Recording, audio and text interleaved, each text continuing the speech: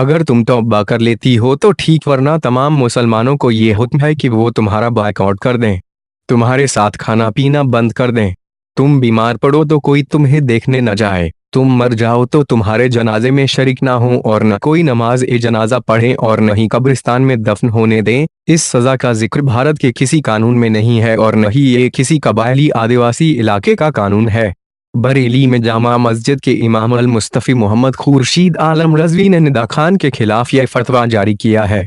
कुरान और शरीयत कानून को नज़रअंदाज करने के लिए निदा खान के खिलाफ यह फतवा जारी किया गया है। निदा खुद 3 तलाक पीड़िता हैं और अब इससे चलन के चलते मुश्किलों में जीवन यापन करने वाली महिलाओं के लिए काम करती हैं। 14 जुलाई को यही बात बयान के तौर पर कही गई और 16 जुलाई को इसे फतवे के रूप में जारी कर दिया गया। निदा की माने तो ये फतवा सिर्फ और सिर्फ उन्हें कमजोर करने के लिए जारी किया गया है। इस्लाम से बेदखल करने का हक कैसे मिला? मोहम्मद खुर्शीद आलम इस फतवे को शरीयत कानून के लिहाज से बिल्कुल जायज़ ठहराते हैं। वो कहते हैं, ये फतवा कुरान हदीस के कानून को न मानने वाले के लिए शरीयत की रोशनी में जो हुक्म है उसे देखते हुए सुनाया गया है। उनके अनुसार शरीयत के कानून की जिस तरह मुखालफत हो रही है, उसे बदलने की बात की जा रही है, उसे देखते हुए ये फतवा जारी किया गया है।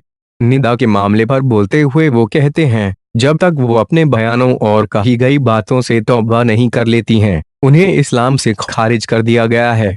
और अगर वो तौबा कर लेती हैं तो जिस तरह कल वो हमारी इस्लामी बहन थीं, दोबारा इस्लामी बहन बन जाएंगी। खुर्शीद मानते हैं कि इस तरह का फैसला सुनाना किसी मौलाना या इमाम के हक की बात नहीं है, लेकिन ये उनकी जिम्मेदारी है कि वो शरीयत के कानून का पालन करवाएं।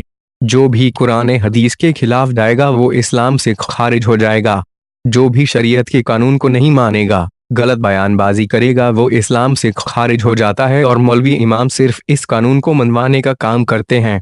ये किसी इंसान का कहा कानून नहीं है, ये कुरान में है, इसे कोई नहीं बदल सकता। लेकिन निदा के खिलाफ यह मामला क्यों?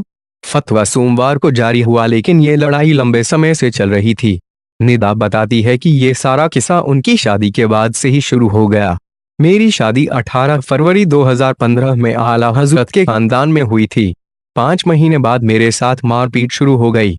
इसके बाद मैंने मई 2016 में बारादरी पुलिस स्टेशन जाकर ससुराल वालों के खिलाफ केस दर्ज कराने की कोशिश की, लेकिन मेरा मामला तक दर्ज नहीं किया गया। निदा कहती हैं कि क्योंकि उनका ससुराल पक्ष काफी मजबूत है और धार्मिक कार्यों में आगे रहता है, इसलिए उन्हें शिकायत दर्ज कराने के लिए भी एड़ियां घिसनी पड़ी। बारादरी में मामला नहीं लिखा गया तो मैं बड़े अधिकारियों के पास गई। वहां मेरी बात तो सुनी गई, लेकिन मामला वहां भी नहीं लिखा गया। इसके बाद मैंने कोर्ट का रुख किया और इन लोगों के खिलाफ मुकदमा दर्ज कराया।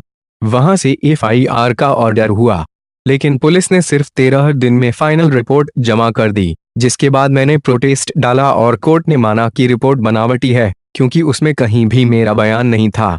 जिस वक्त मामला कोर्ट में था, मेरे शौहर ने मुझे 3 तलाक दे दिया और झूठा तलाकनामा लेकर आए, लेकिन कोर्ट ने उसे माना नहीं। लेकिन कोर्ट ने इस मामले में दोबारा से जांच के आदेश दे दिए। निदा कहती हैं कि उन्हें कोर्ट परिसर में ही एसिड अटैक की धमकी दी गई। मेरे पापा और भाई को जान से मारने की धमकी दी गई।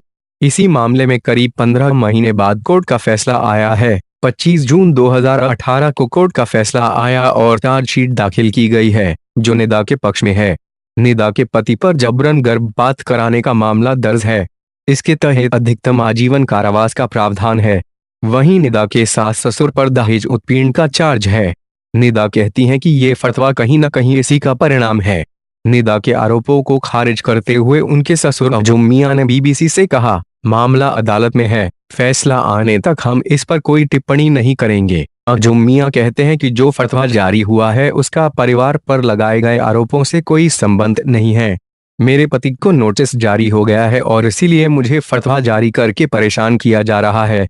लेकिन ये पहला मौका नहीं है जब उन्होंने शरीयत के कानून को अपने लिए इस्तेमाल किया है। 2016 में जब मैं कोर्ट पहुंची तो मेरे पति ने मुझे 3 तलाक दे दिया और कहा कि ये मेरी पत्नी है ही नहीं। निदा साल 2016 से ही अपने मायके में रह रही हैं और पिछले 2 साल से पति से कोई संपर्क नहीं है।